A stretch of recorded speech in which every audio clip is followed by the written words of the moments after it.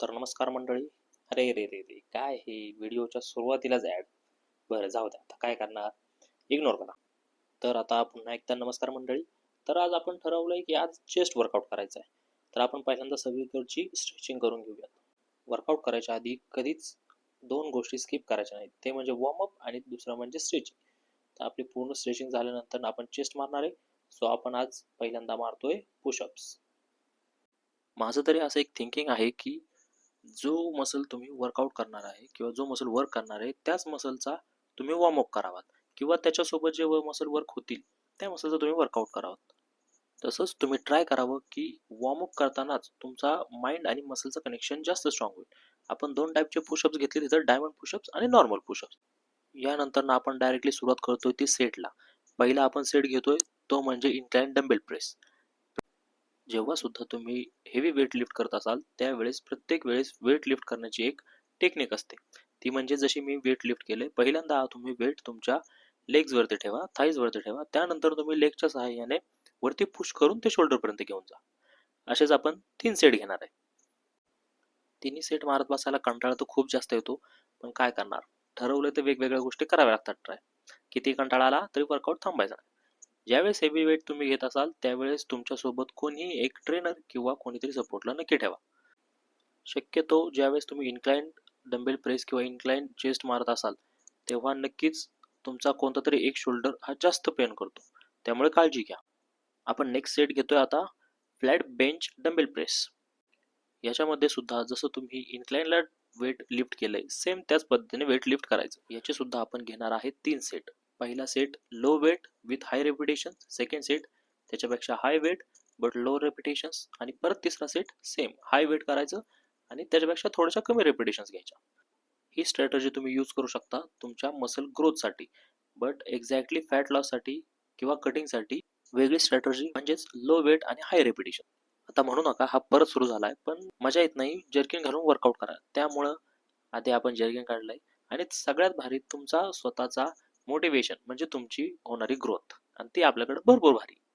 त्यामुळे आपण हा लास्टचा सेट उरकतोय पटपट पटपट.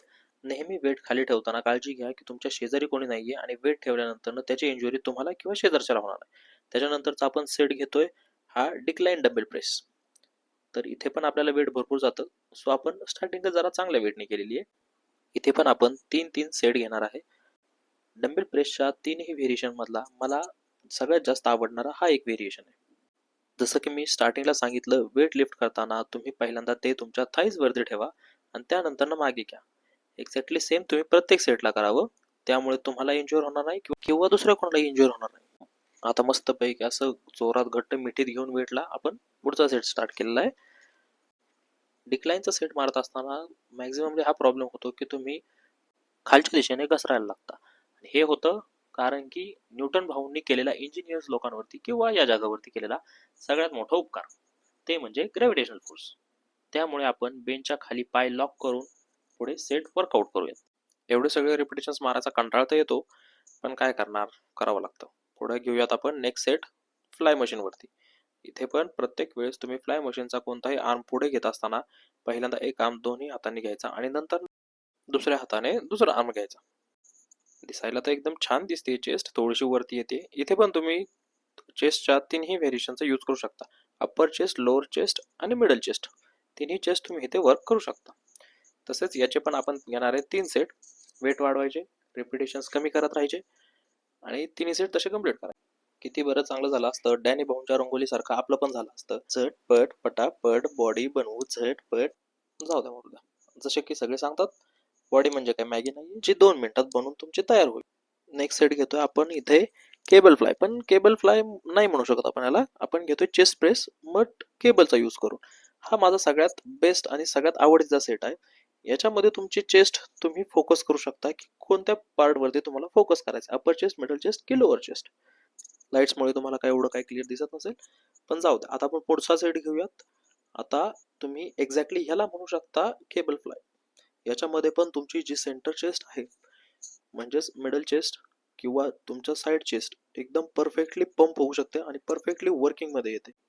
आता सेट मारून पूर्ण दमलेलो आहे. असंच फील होतं जेव्हा तुमचा माइंड मसल कनेक्शन एकदम बऱ्यापैकी चांगला व्हायला लागतो. त्यानंतर आपली सवय थोडासा ट्राय करूयात कुठं दिसतंय चेस्ट दिसतीये. चेस्ट तर नाही, शोल्डर बायसेप जरा चांगले दिसत आहेत.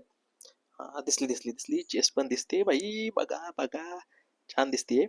आता पुढचा सेट घेऊयात. थोडक्यात फ्लाय मध्येच पण कंबाईन करूयात दोन मसल, म्हणजे मिडल चेस्ट आणि अप्पर चेस्ट लागोपाठ घेऊयात. कंबाईन घेतल्याचा एक फायदा होतो की तुमची स्ट्रेंथ आणि एन्ड्युरन्स दोन्ही पण भरपूर बूस्ट होतो, आणि कंबाईन केल्यामुळे तुमचा पंप सुद्धा भरपूर चांगला दिसतो. याचे सुद्धा आपण 3 सेट घेणार आहे. सेम जी आपली रेग्युलरची स्ट्रॅटर्जी आहे, वेट वाढवायचं, रिपिटेशन कमी करायचे. या सेटमध्ये तुम्हाला जेवढं जास्त होईल तेवढी जास्त चेस्ट अप करून वर्कआउट करा. त्यानंतर आपण घेणार आहे फ्रंट राईज केबल नेक्स. हा सेट आहे परफेक्ट बूस्ट तुमच्या अपर चेस्टसाठी. पण जर तुम्ही तो नीट परफॉर्म केला तर, किंवा याच्यामुळे तुम्हाला शोल्डर इंजुरी होऊ शकते, किंवा शोल्डरवरती जास्त ताण येऊ शकतो. तसंच तुमचा बॅकवरती ताण येऊ शकतो आणि ट्रॅप्सवरती पण ताण येऊ शकतो. फक्त शक्यतो हा वेट परफॉर्म करताना लो वेटने परफॉर्म करा, आणि चेस्ट अप जेवढे अप नीट करता येईल तेवढे अप करा. सो फायनली आपला वर्कआउट तर झालाय. आता सुरुवात झाली आपला फ्लेक्स करायला. चेस्ट बघूया जरा, दिसते थोडी थोडी, हा दिसते दिसते, छान दिसते, पण एवढी क्लिअर नाही. थोडासा फिल्टर यूज करून बघूया. आता जरा छान दिसते. हा असतो इफेक्ट लाईट्सचा. तर आपण एवढी काही दाखवता येत नाही आपल्याला. आमचा कॅमेरामॅन काय प्रत्येक अँगलने ट्राय करतोय चेस्ट तुम्हाला दाखवायचा, पण जेवढं होईल तेवढं होईल. आता आपण आता वाटलंच होतं असलं काहीतरी करणारच आहे आपण. हा आता कशी दिसते एकदम मस्तपैकी चेस्ट. तर तुम्ही जरा फोकस करून बघू शकता. मिडल चेस्टला जो तुमच्या प्रत्येक मसल सेपरेट झाल्यासारखा जो दिसतोय, ती परफेक्ट पूर्ण पंप झाल्यानंतर दिसते ती चेस्ट. आता काजोताईंच्या भाषेत सांगायचं झालं की समजलं का तुले, चेस्ट म्हणतात याले. आता आपण ट्राय करतोय हा साईड चेस्ट. हा दिसतोय थोडासा चांगला दिसतोय. आता कॅमेरामॅन कुठेतरी वेगळीकडे चाललाय. त्याच्यानुसार आपण लगेच चेंज केलं. हा आपली हाऊस मारला एक सेट आपण दाखवतोय ट्रायसेप. जाऊ द्या, आता बाद झाला आजच्या दिवसापुरतं एवढं. चला बाय बाय.